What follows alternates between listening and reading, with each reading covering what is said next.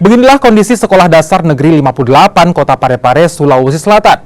Sejumlah bagian bangunannya rusak seperti plafon dan tembok.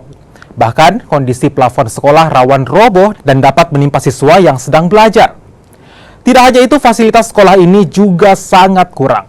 Sekolah Dasar Negeri 58 yang telah berdiri selama 30 tahun ini tidak pernah sekalipun mendapat bantuan dari pemerintah, terutama bantuan rehabilitasi bangunan sekolah.